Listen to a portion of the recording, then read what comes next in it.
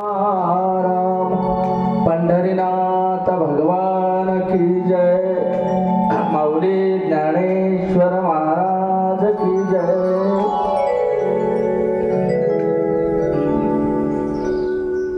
ओम नमो जी आद्या वेद प्रतिपाद्य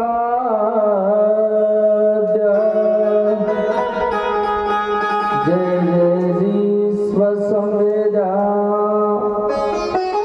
आत्मरूपा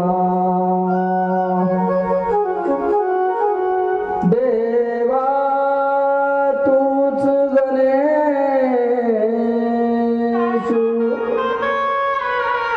सकलार्थमती प्रकाश मने निवृत्तिदास अवधर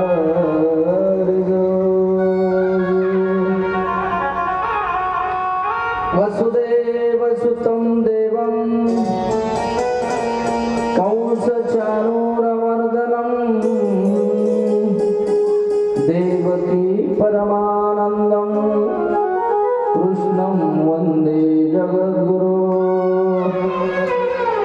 गुरुर्ब्रह्मा गुरुर्विष्णु गुरुर्देव महेश्वरा।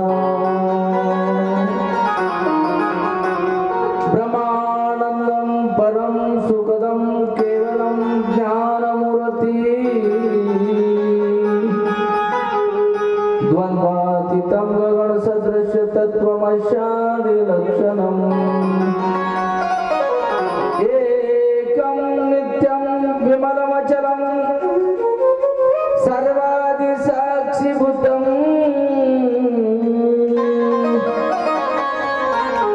भावातीतं त्रिगुणरहितं श्री सद्गुरु तन्नमः। नमो सद्गुरु तुकया ज्ञानदीपा नमो सद्गुरु सच्चिदानंद रूपा नमो सद्गुरु भक्त कल्याण मूर्ती नमो सद्गुरु भास्कर पूर्ण कीर्ती। मनुष्याकृती रागवे ख्याती केली शिळाशी करे सागरे तारिली। तुका स्वामी हा पूर्ण ब्रह्म प्रकाशी जळी रक्षिले निर्जीवा कागदासी। महाराज हा जन्मला मृत्यू लोकी दुजी उपमा नाढळे इहलोकी। भवसिंधूची बांधिला सेतू जेने अनाथादिना कारणे तुकयाने। तुका भासला मानवी वेशधारी परिहालिला विग्रही निर्विकारी। स्वयं श्रीहरी व्यापको सर्व जीवा तुका तो जिहा परब्रह्म ठेवा। दया तुझिले आदरे पांडुरंगे विमानस्थ केले प्रयाण प्रसंगे। तनु मानवी दिव्य रूपीच केली न त्यागित दिव्य लोकास नेले। पुंडलिक वर्ग हरी विठ्ठल श्री ज्ञानदेव तुकाराम पंढरीनाथ भगवान की जय। माऊली ज्ञानेश्वर महाराज की जय। जगद्गुरु श्री संत तुकाराम महाराज की जय। श्री संत स्वामी नारायण महाराज की।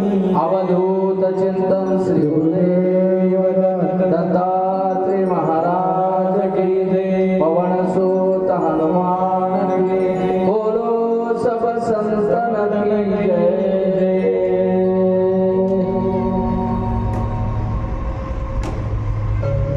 विश्ववंदे महाराष्ट्र भूषण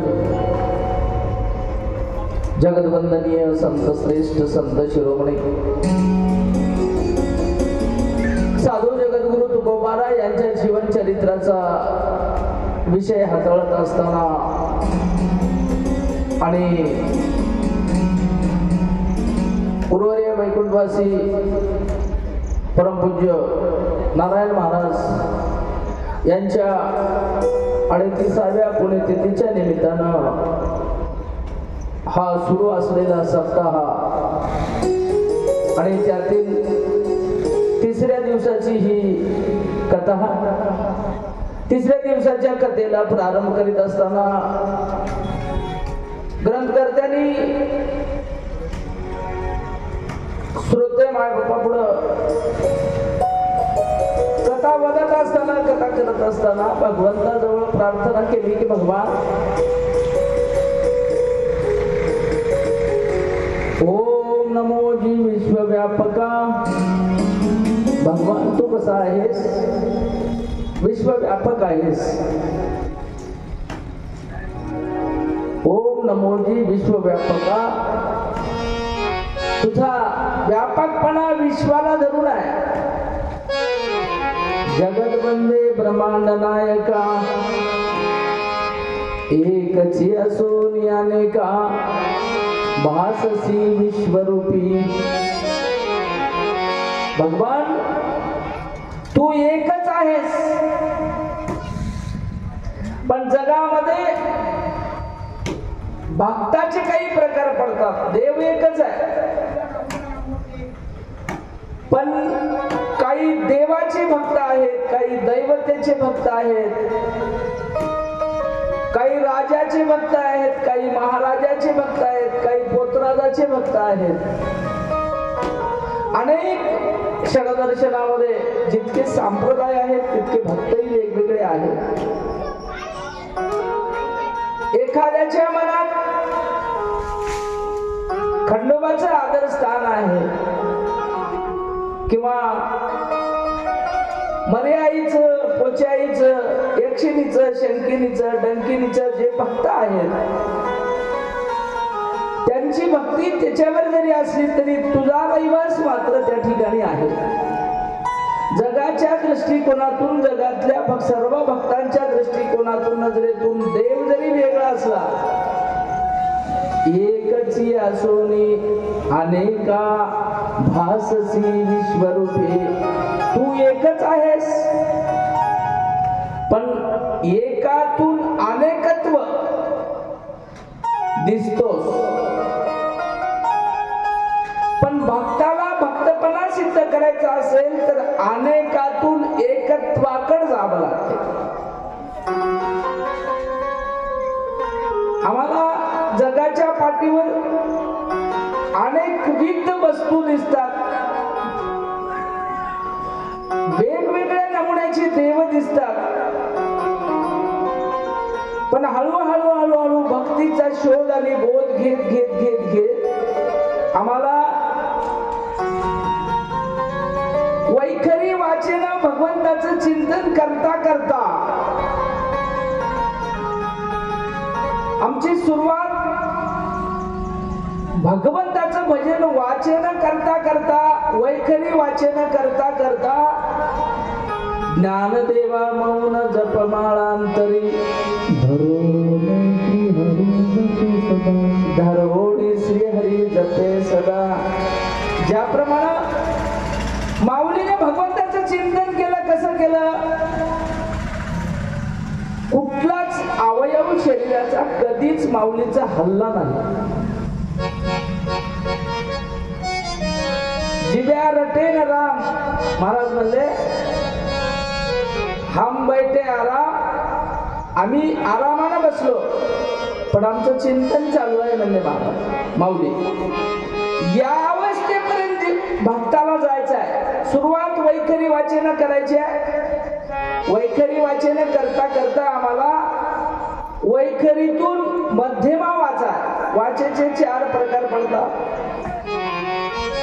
परा, पश्यंती, मध्यमा आणि वैखरी. वैखरीवर चिंतन करण्याचं शास्त्राने खूप मोठं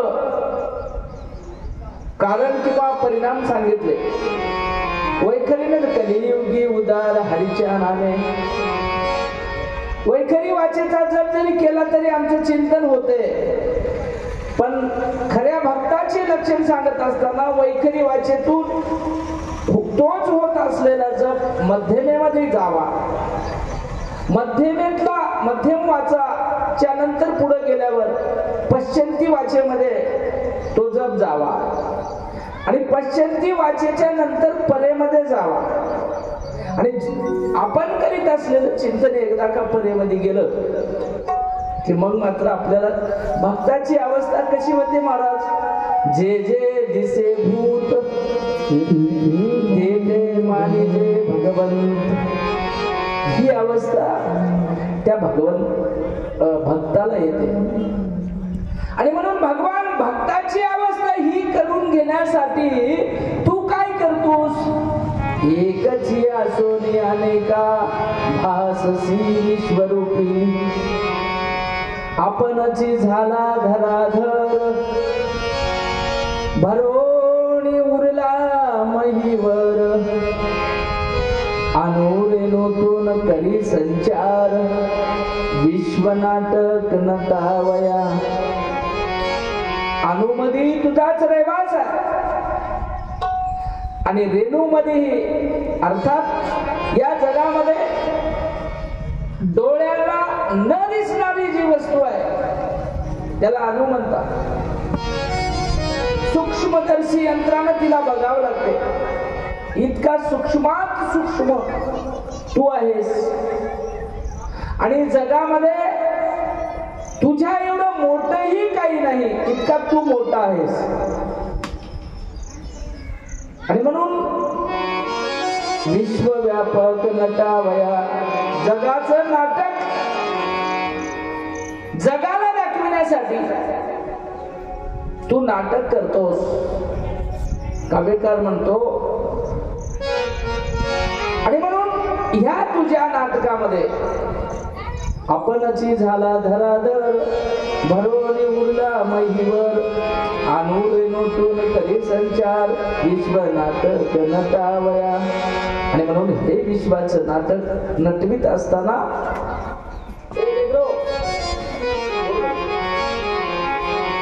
या विश्वाच्या नाटकामध्ये काव्यकार म्हणतो मी एक पात्रकार आहे.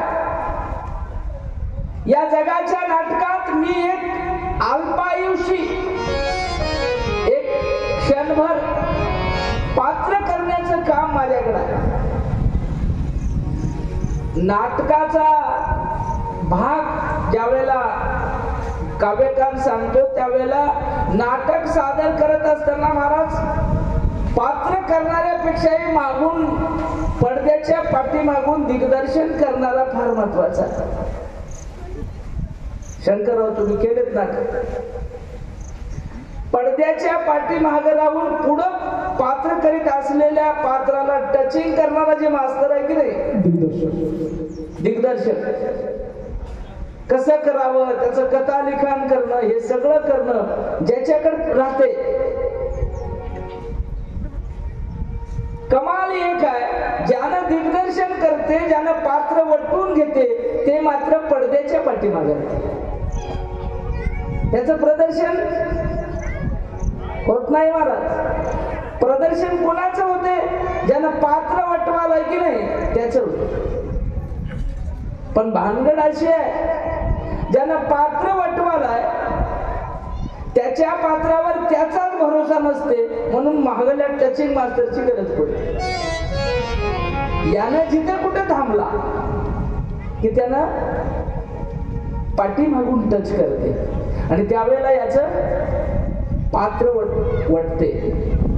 आणि पुन्हा पुढे ऐका पात्र करणाऱ्याचा एका एका शब्दावर पाठीमागून टच करण्याचं बारकाईनं लक्ष राहते आणि त्याच वेळेला याचं पात्र वटविल्या जाते. एक दिवस पाठीमागेला टच करणाऱ्यानं दुर्लक्ष करावं आणि आमची मनस्थिती त्यावेळेला घाबरगुंडी उडते महाराज, काही सुधारणा. आणि म्हणून भगवान त्या टचिंग करणाऱ्यासारखं तू सदा सर्वदा माझ्या टचिंग मध्ये असल्याशिवाय मला पात्र वटविता येत नाही. आणि हे करता करताच अचानक जर पडदाच पडला, पात्राचाही खेळ खलास.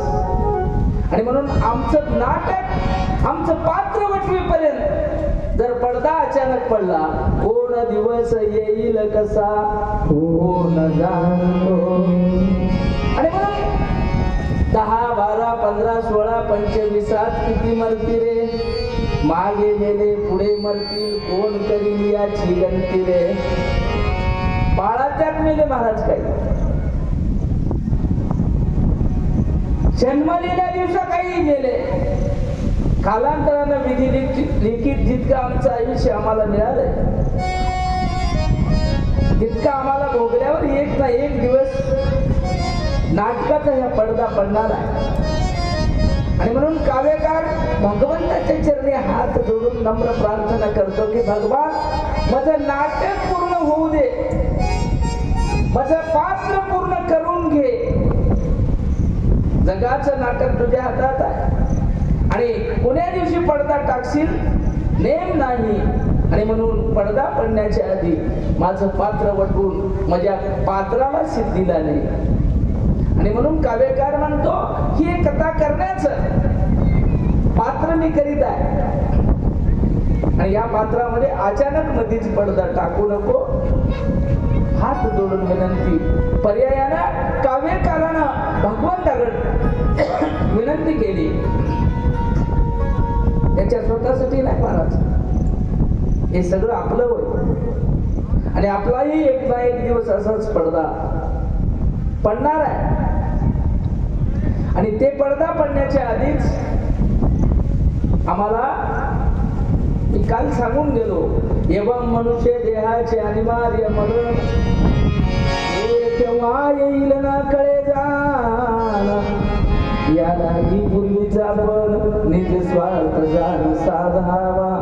आणि म्हणून ही वेळ येण्याच्या अगोदर आम्हाला निज स्वार्थ साध्य करायचा आहे. भगवान माझा हेतू पूर्ण होऊ दे आणि तदनंतर पडदा टाक, अशा पद्धतीची खूप मोठी विश्लेषक अशी विनंती काव्यकार करू लागतो आहे. आणि म्हणून आजच्या ह्या कथा दिवसाच्या 3ऱ्या दिवसाच्या कथेच्या सेवेकडे जात असताना आपल्या गावामध्ये सकाळी एक दुःखद घटना घडली. कवेलीवासी धोंड्याबाई मारुती पाटील वडजे यांचं देहावसान झालं.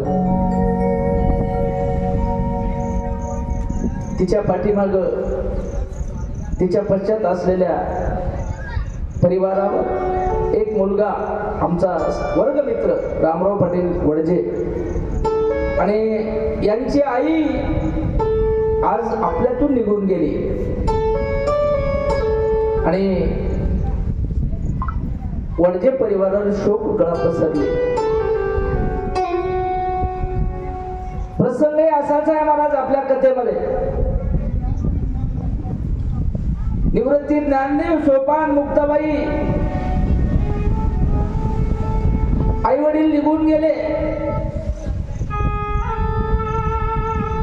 आणि जीवनातली एकदा आई गेली, जगातली माया आटली सज्जनो. आणि म्हणून ह्या धोंड्याबाईच्या जाण्यानं त्यांच्या घरावर शोककळा पसरली. त्या शोकातून सावरण्यासाठी भगवंत त्यांना बळ देवो अशी मी ईश्वरचरणी प्रार्थना करतो. आणि त्यांना जर अंतःकरणानं भागवत चरणी, भगवंताच्या चरणी व्यासपीठावर बसून परमेश्वराला विनंती करतो की भगवान त्या मातोश्रीला पुन्हा देहाला जन्म मरणाच्या दुःखाला पाठवू नको. जन्म मरणाच्या दुःखातून त्या मातोश्रीची मुक्तता कर अशी ईश्वरचरणी प्रार्थना करतो आणि जड अंतःकरणानं श्रद्धांजली अर्पण करतो. असं याच पद्धतीनं आपण या ठिकाणी काल विषय माऊलीचा बघितला. पैठणच्या धर्मपीठानं विठ्ठलपंत कुलकर्णी आणि माता रुक्मिणीला देहांत प्रायश्चित्ताची शिक्षा दिली. ती शिक्षा या दोघांनी मन लावून किंवा मनोमन मान्य केली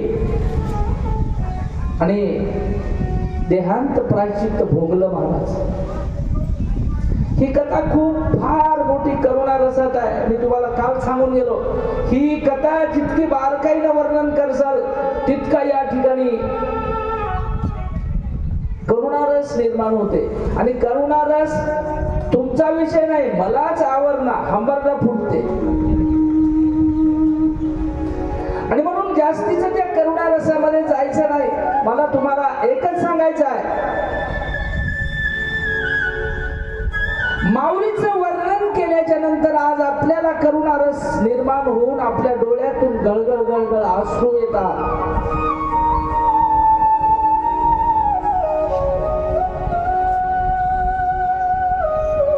दुःख भोगणाऱ्याची काय अवस्था असणार. काळजावर हात ठेवून जर आपण विचार केला, मोडक्या तोडक्या बोबड्या शब्दात त्या दुःखाचं इथं वर्णन केलं तर आम्हाला पाषाणाला पाजर फुटते. आज काही शब्दात टाकत असत.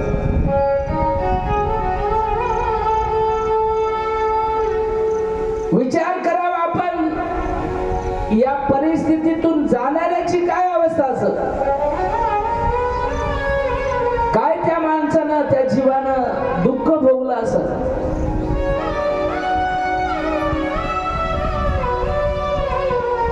मायबाप निघून गेल्याच्या नंतर हंबरडा फोडून एकमेकाच्या गळ्याला पडून रडू लागले.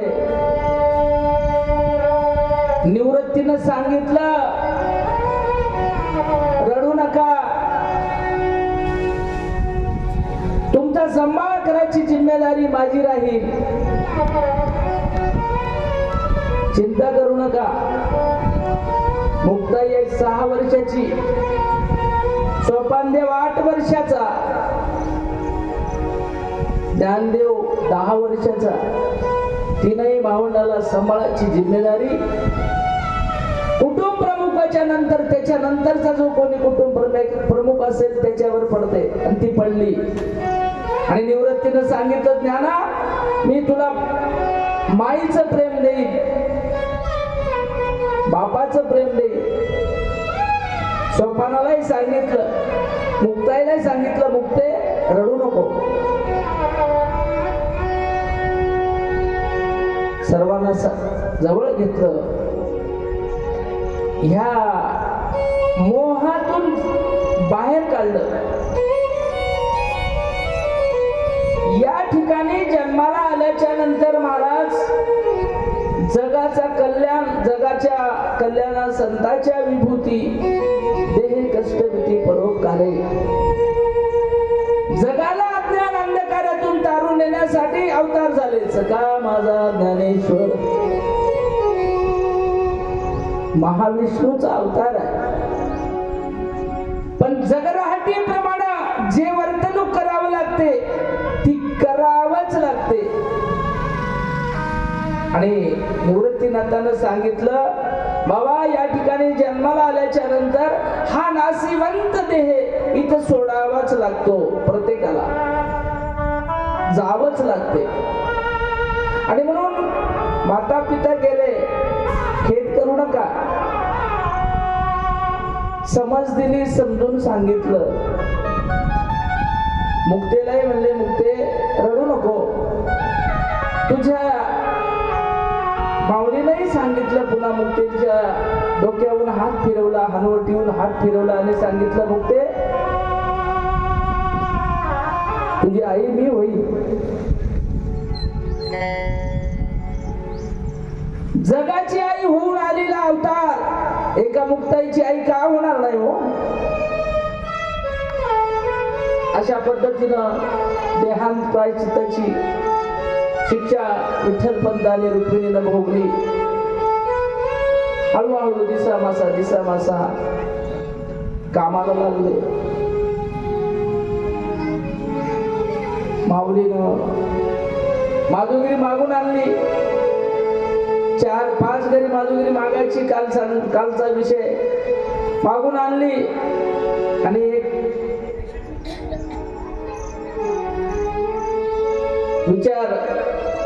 विरोधक विचारी तिथं हजर झाला. टपूच्या टपू मोठी वाटी घेतली, कोरडी माती त्याच्यात भरली, अशी साफ केली दुरून दिसू नये अशी, आणि सांगितलं माऊली नाही ज्ञान्या, बोलिलं त्याला, घे माधुगिरी. 4 घरी मागितलेल्या त्या माधुगिरीमध्ये 5व्या घरी मागायला ज्या वेळेला गेले माऊली, त्यावेळेला ती माती पूर्ण वाटी त्या माधुगिरीमध्ये टाकून दिली. माती टाकून देऊन त्या झोळीला खालून हात मारला, म्हणजे पहिले पडलेल्या अन्नामध्ये सुद्धा मिसळून जावं, आणि मोठ्यानं खतखत हसला, निघून गेला माणूस. ही अवस्था आपल्यासाठी राहिली असती तर आपण काय केलं असतं? पण त्यावेळेला माऊलीनं असं करणाऱ्याला पृथ्वी दानाचं पुण्य त्याच्या पदरात टाकलं. याचंच नाव माऊली आहे. त्याला सांगितलं पृथ्वी दानाचं पुण्य तुला मिळेल. अशा प्रकारचा अनेक प्रकाराने महाराज त्रास सहन केला, आणि एक दिवस राग आला माऊलीला. समाज किती विचित्र आहे. मन लावून अंतःकरणाने विचार केला, कितीही चांगलं समाजात वागलं तरी समाज नाव ठेवणारच. संन्याशाची पोरं म्हणून वाळीत टाकलेलं घर. ए लेकरो, बोललो का?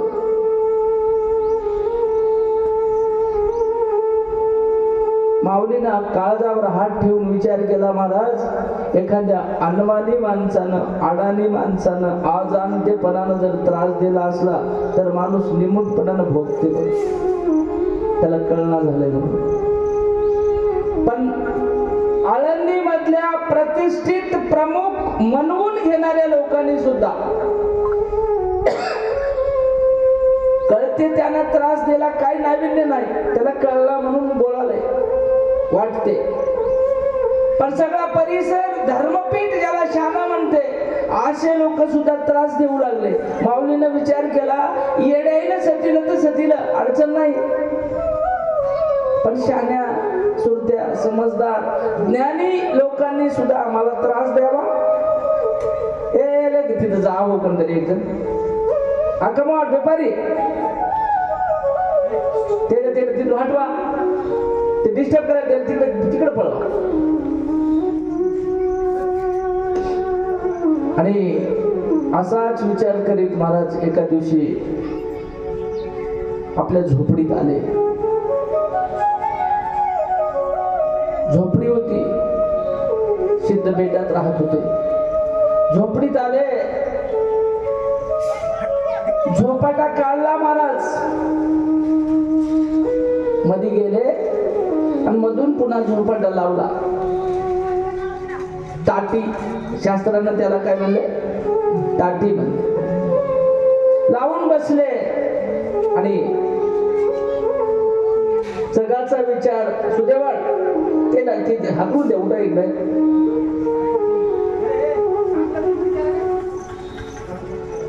लावून बसले आणि सांगितलं, विचार करू लागले.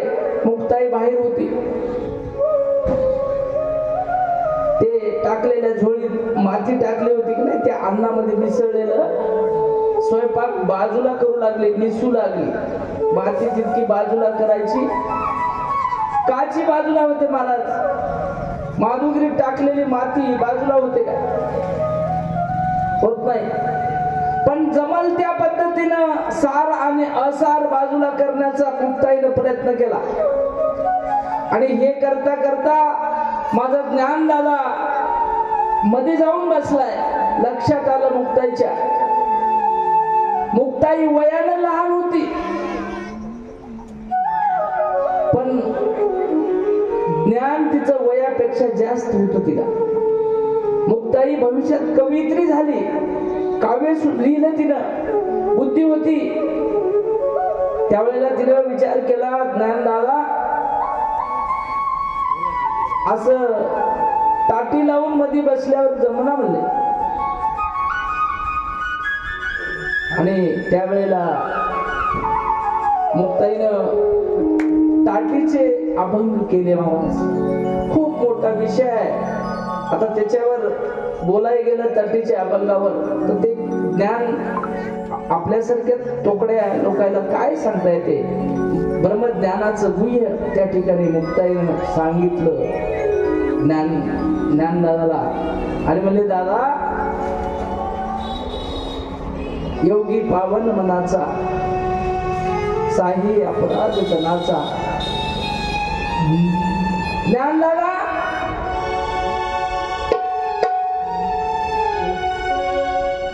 योगी पावन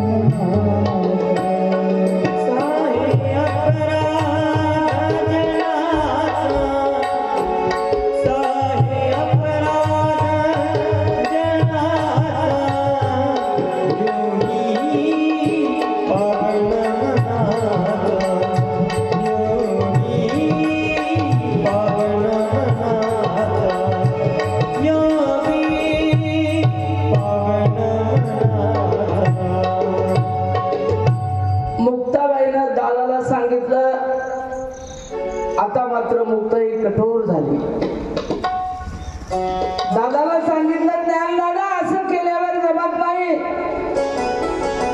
जगाच्या तापाला भिवून योग्यानं कुठे ताटी लावून बसायचं असते काय?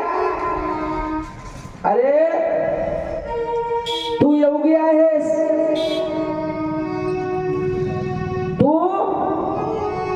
तुला योगी म्हणतात. ज्ञानराज माझी योग्याची माऊली आहेस. ज्ञानराज माझी योग्याची माऊली,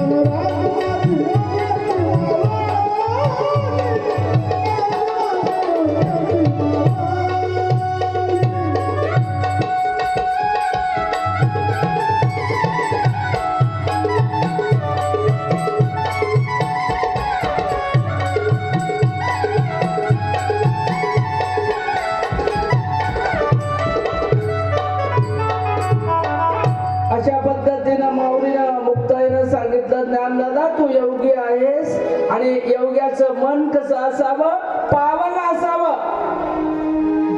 योगी कसला असला पाहिजे, योगी पावन मनाचा असला पाहिजे आणि मन पावन झाल्याशिवाय साही अपराध जनाचा, जगातल्या सगळ्या जन लोकांचा झालेला अपराध तुलाच पोटात घालावा लागणार आहे. आणि ह्या अपराधासाठी विश्वरागे झाले वनी संती सुखे. ताई म्हणते विश्व समजा रागानं जर लाल झालं तर संत लोकांनी पाणी व्हावं, गार व्हावं, थंड व्हावं.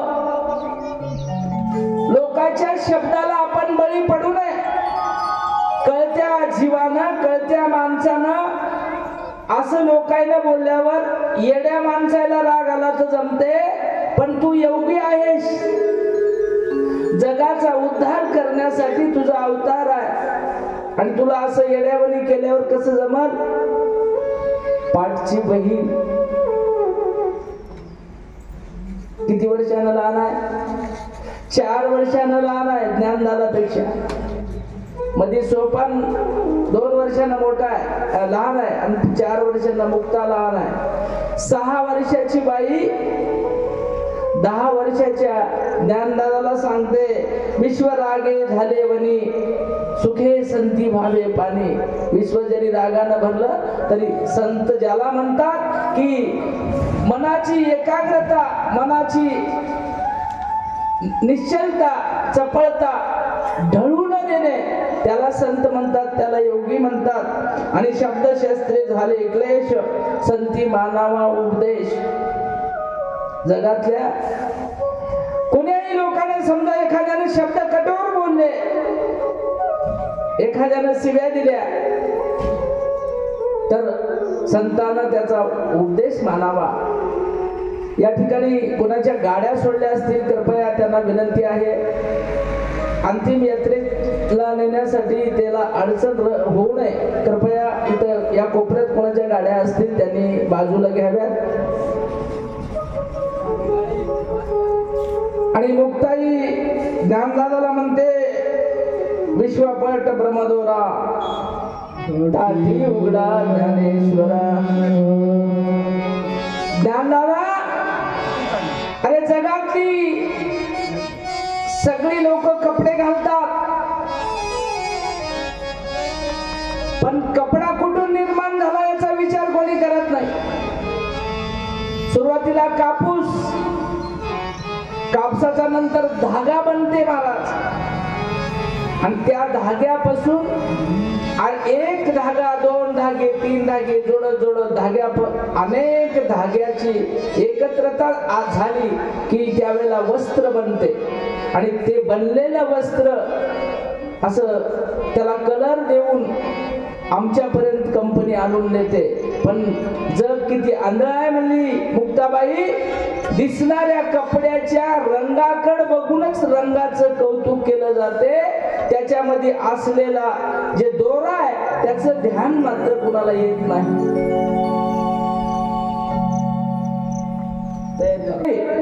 ग्रामस्थ मंडळी दादाला सांगितलं, दादा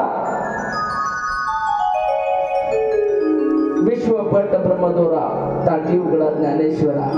ज्याप्रमाणे दृष्टांत दिलाय, धाग्यापासून वस्त्र बनलंय आणि वस्त्राला कलर दिलाय. जग फक्त त्या कलरचा कौतुक करते, त्या कलरलाच 90% महत्व देते. पण एका धाग्यापासून एवढं वस्त्र झालंय, धाग्याची मात्र कुणाला ध्यान येत नाही. आणि म्हणून या ब्रह्मांडाचं सर्व सूत्र ज्याच्या हातात आहे, ब्रह्मदोरा हे विश्वपट, ह्या विश्वाचा धागा ज्याच्या हातात आहे, त्या ब्रह्माची कुणाला कल्पना नाही. आणि जग असंच आंधळ आहे महाराज. मुक्ताई माऊलीला सांगतात, अरे पात्र करणाऱ्यानं पात्र करू द्यावं, पण पाठीमागच्या दिग्दर्शनाशिवाय याच नाटक नीट होत नाही. आणि हे सगळं तुला कळून जर तू असं सोंग करीत असशील, ताटी लावून जर मधी बसत असेल, तर तुझ्या येण्याचं काय प्रयोजन आहे? अरे ज्याच्यासाठी आलास ना ते झालं पाहिजे. तू कशासाठी आलास? जगाचा उद्धार अजून खूप काम शिल्लक आहे. आणि म्हणून हे काम बाकी ठेवून तुला कसं जाता येईल? आणि म्हणून गंगाजळ हृदय करा, ताटी उघडा ज्ञानेश्वरा. हृदयाचं गंगाजळ करावं लागणार आहे. गंगेचं जळ काय करते महाराज? जगातल्या सगळ्या पापी लोकांना त्या गंगेमध्ये स्नान केल्याच्या नंतर कळत न कळत झालेली सर्व पाप धुण्याचं काम ती गंगा करते. त्या गंगेमध्ये कोणत्याही पाप्यानं जाऊन स्नान करावं. हे गंगेचं जसं महत्व आहे तसं महाराज ही माऊली मुक्ताई म्हणते, जळ हृदय करा, ताटी उघडा ज्ञानेश्वर. आणि म्हणून ज्ञानदाता गंगेमध्ये स्नान करणारी पापी लोक आहेत, त्यांच्या कडे बघून तू मनाला वाईट वाटून घेऊ नको. ताटी उघड, बाहेर ये. बाहेरच्या जगाचा तुला विचार करावा लागणार आहे. असं कोपऱ्यामध्ये झोपाटा लावून ताटी लावून बसल्यावर कसं जमल? आणि तुम्ही तरुण लढीवाळ मुक्ताई, जीव मुद्दल ठाईचे ठाई. आणि मुद्दल जीव ठाईच्या ठाई आहे. खूप मोठा विषय आहे, तत्वज्ञानाचा मुद्दा आहे. सगळे 4 वेदाचं तत्वज्ञान महाराज मुक्ताईच्या ताटीचे अभंगात आहे. आणि ते ताटीचे अभंग जर आम्ही अनुसरलो, माणसाला वैराग्य निर्माण व्हायला वेळ लागत नाही. वैराग्याची अनुभूती एक अभंग माणसानं जर अनुसरला, मुक्ताईनं सांगितलेला ज्ञानदेवाला.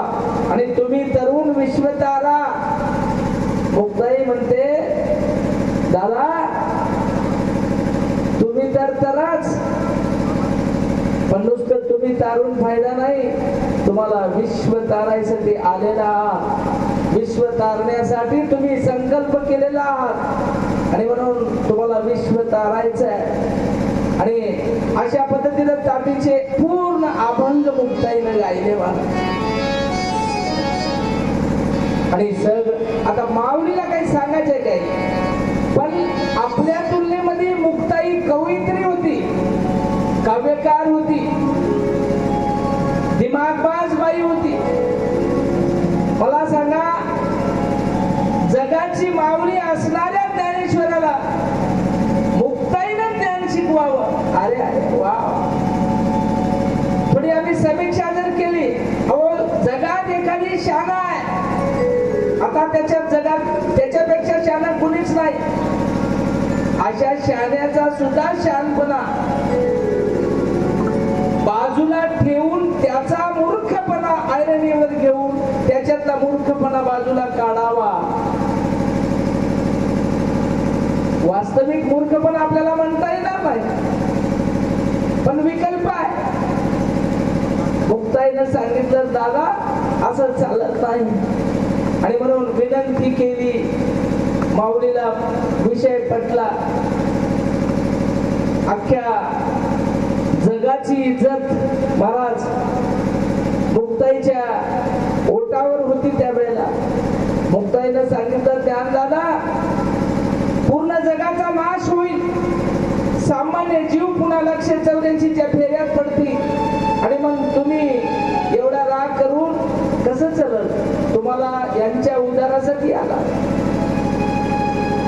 मुलगी बघा महाराज, तुम्ही मुलातन मुल, आता बघा ज्ञान माऊली मोठी आता वयानं आणि मोठे द्याली मुक्ता.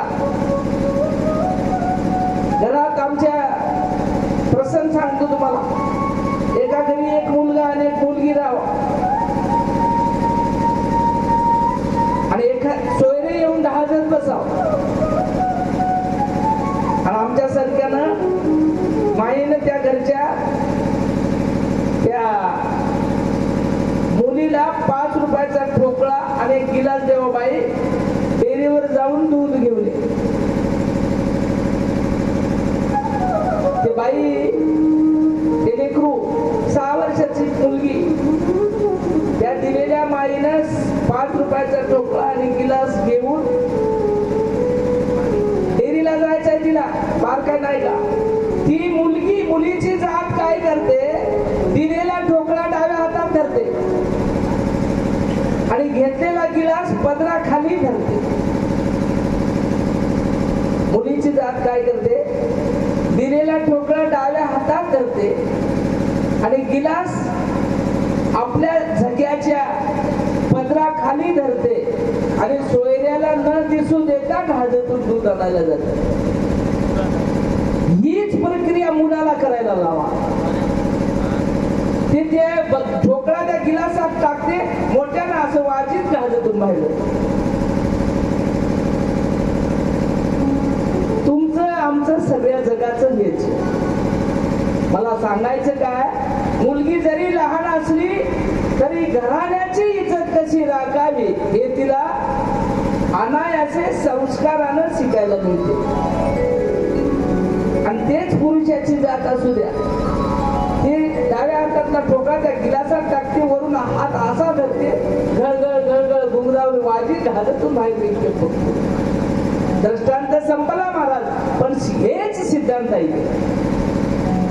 हे दृष्टांत तुम्हाला कशासाठी सांगितला, घराण्याची आपली आबरू जाऊ नये, आमच्या घरी दूध नाही हे सोयऱ्याला कळू नये, हे त्या मुलीचा मानस राहतो.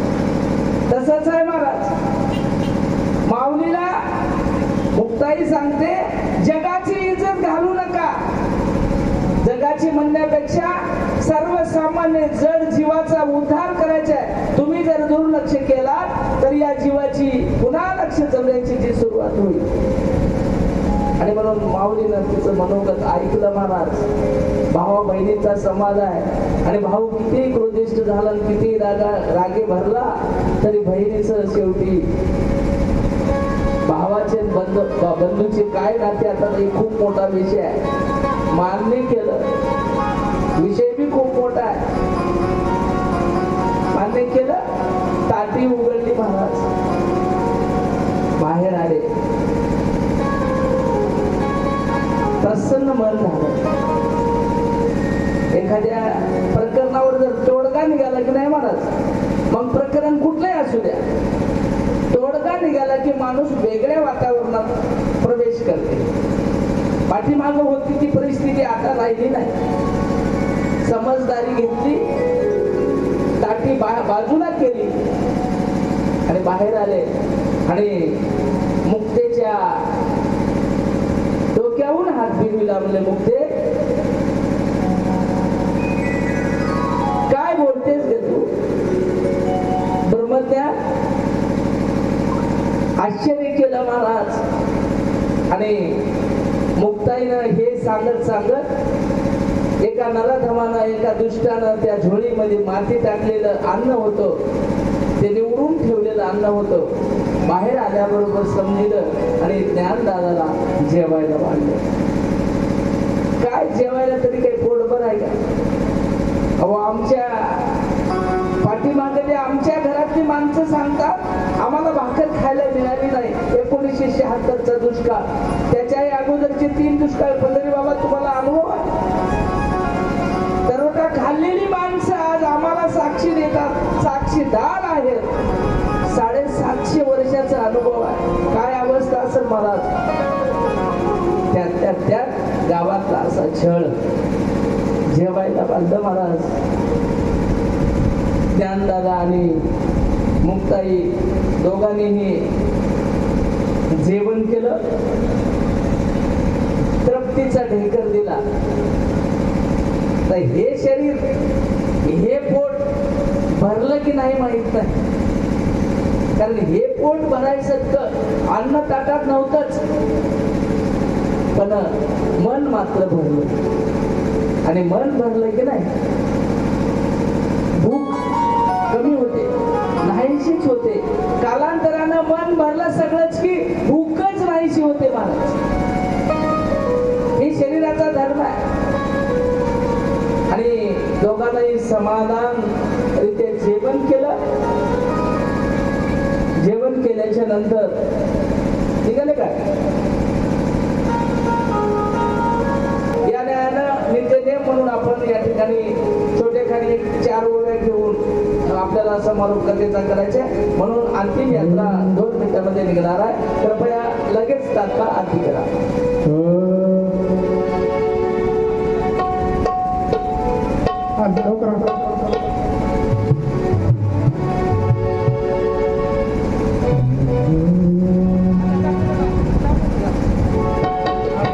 आरती तुकाराम